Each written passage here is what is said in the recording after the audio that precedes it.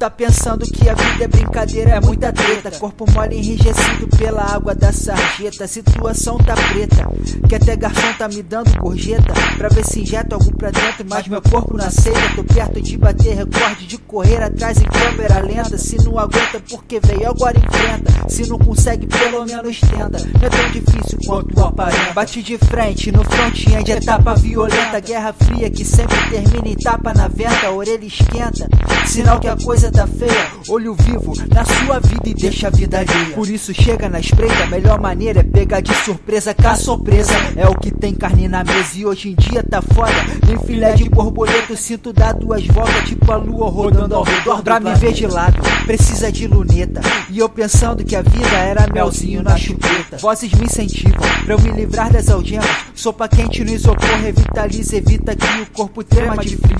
Elimina o vazio, se açúcar calafrio. A vida tá por um fio e arrebenta. Camisinha em sexta-feira 13, início da tormenta. Novinha de 12 fazendo canguru perneta. Boneca tá do lado e observa atenta. Libido em alta, ato consumada, merda tá feita.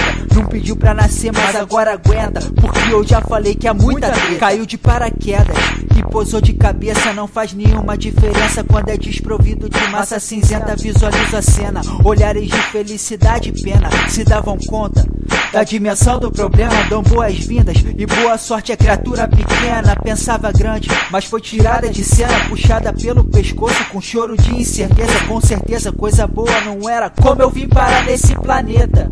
Pergunta sem resposta pra uma criança indefesa. Hoje em dia, beirando os 40, perna sustenta, carcaça invisível que ninguém cumprimenta. Mesmo sem nada, no final do mês são várias boletas que são aproveitadas pra aumentar o fogo da fogueira. Se tá de bobeira, a vida passa rasteira. Não queira comprovar, ficar sem eira nem beira. Procuro Deus, mas só encontro o capeta correndo atrás de mim com um papel e uma caneta. É muita treta.